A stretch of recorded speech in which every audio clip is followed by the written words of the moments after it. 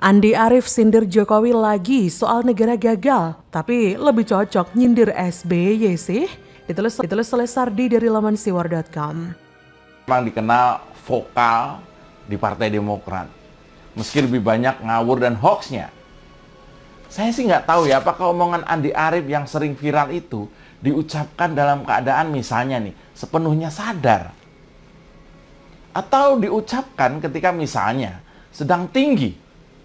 Maksud saya ketika sedang tekanan darahnya tinggi.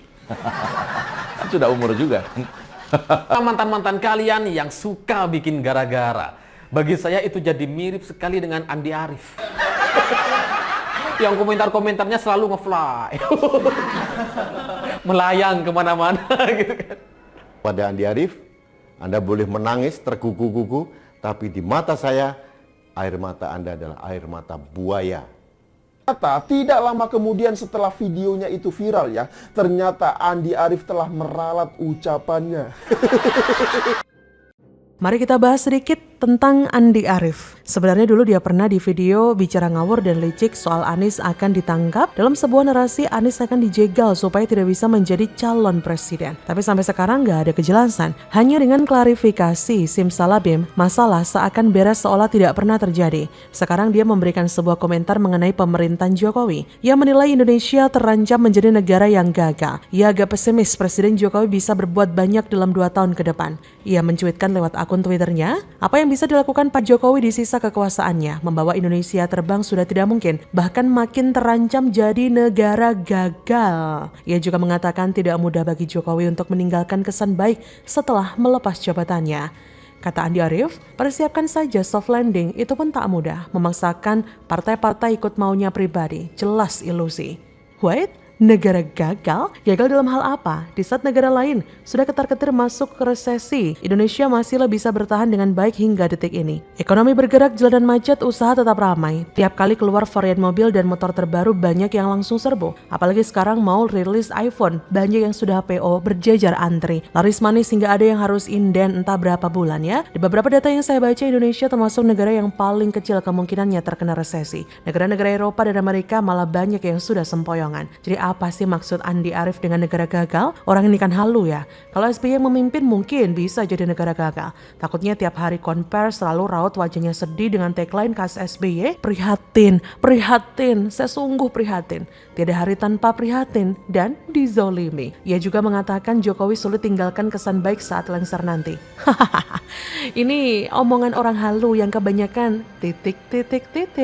Mau sindir Anies ya jangan sampai gitulah. Demokrat mau koalisi dengan Nasdem yang mengusung Anies. Bahkan AHY terkesan mengemis dan merengek agar ditunjuk sebagai cawapres. Anies baru cocok disebut meninggalkan jejak tak bagus saat lengser. Baru seminggu PJ Gubernur Heru menjabat, banyak yang sudah kepanasan. Banyak kebobrokan Anies terbongkar dengan begitu mengenaskan. Nah, perlu diketahui juga yang namanya kehebatan seseorang itu tidak teruji saat berada dalam situasi yang bagus. Saat SBY menjabat, situasi politik dan ekonomi global cenderung baik, bahkan sangat baik. Wajar ekonomi saat itu meroket, meski sebenarnya tidak meroket jika dibandingkan dengan pertumbuhan ekonomi negara lain yang jauh lebih gila-gilaan. Sedangkan di era Jokowi khususnya periode kedua, situasi sangat sulit akibat pandemi COVID.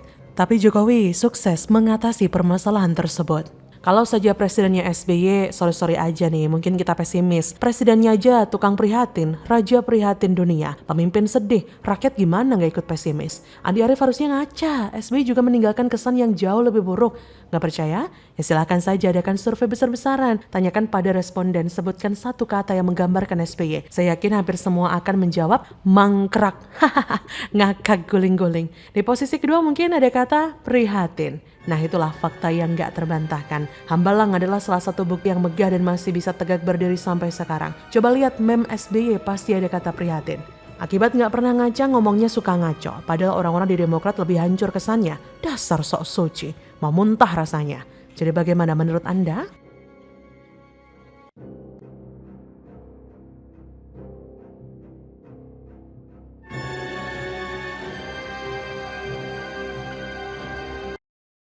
Anies Paloh auto nangis. Menurut survei, kader Nasdem lebih banyak yang pilih Ganjar Pranowo sebagai capres.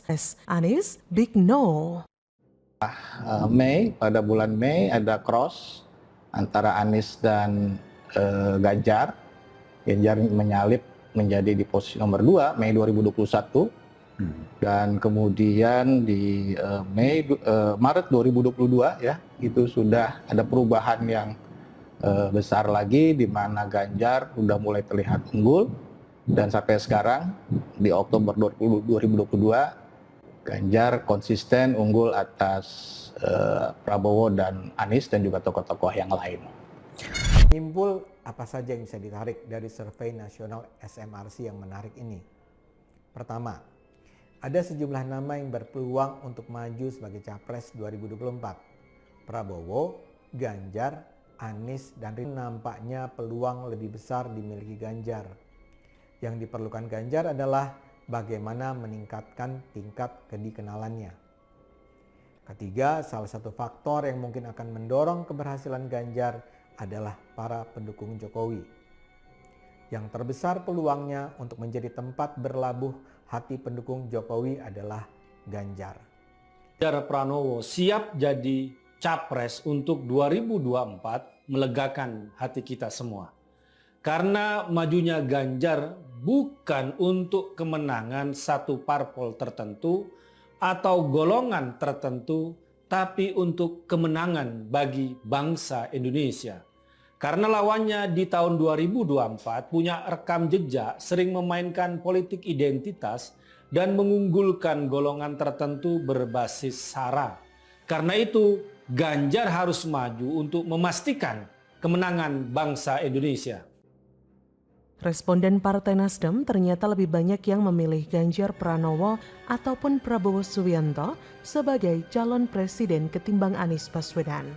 Hal itu ditunjukkan dari hasil jejak pendapat Litbang Kompas yang berlangsung 24 September hingga 7 Oktober 2022. Kata peneliti Litbang Kompas, Yohan Wahyu, dari sisi responden Partai Nasdem nama Anies justru berada di urutan ketiga yang paling banyak yang dipilih oleh pemilih partai ini dengan raihan elektoral mencapai 15,4%. Sementara itu Ganjar Pranowo justru dipilih oleh 26,9% responden pemilih Partai Nasdem, disusul oleh Prabowo dengan tingkat elektoral 17,3%. Di sisi lain, responden pemilih Nasdem juga menyukai sosok Panglima TNI, Jenderal Andika Perkasa.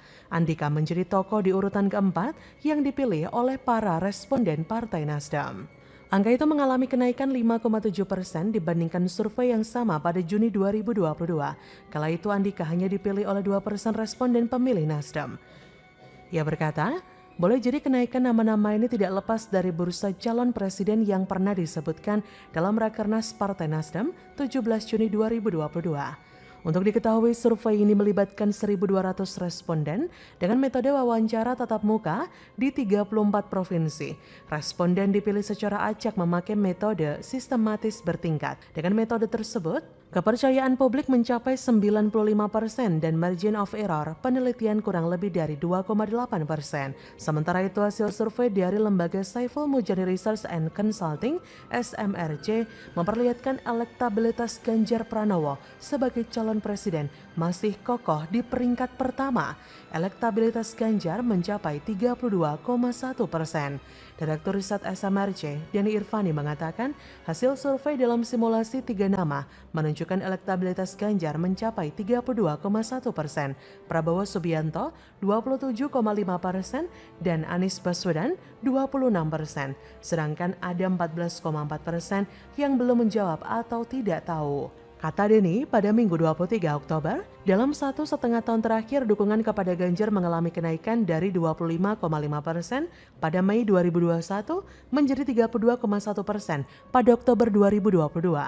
Dengan demikian elektabilitas Ganjar mengalahkan Anies meskipun Anies sudah dideklarasikan sebagai capres oleh Partai Nasdem. Pada Senin 3 Oktober lalu, Nasdem telah mendeklarasikan Anies sebagai capres di Pilpres 2024. Denny menjelaskan kemungkinan besar hanya akan muncul 3 calon dalam pemilihan presiden karena besarnya ambang batas presiden 20% kursi DPR. Oleh karena itu, simulasi dari 3 nama yang selama ini paling kompetitif penting untuk diamati adalah Anies, Ganjar, dan Prabowo. Ia berkata, Prabowo sudah dicalonkan oleh Gerindra dan Anies diusung oleh Nasdem, sementara Ganjar dalam 6 bulan terakhir selalu menduduki posisi teratas menurut pemilih. Survei ini dilakukan secara tatap muka 3-9 Oktober 2022.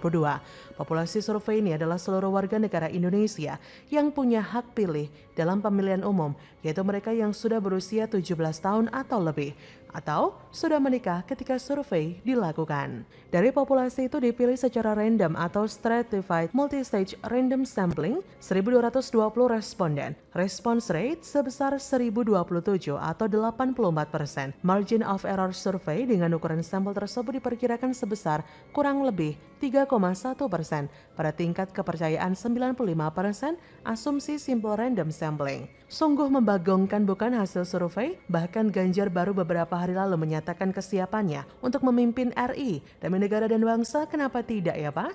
Anies dan Paloh, jangan panik ya. Jadi bagaimana menurut Anda?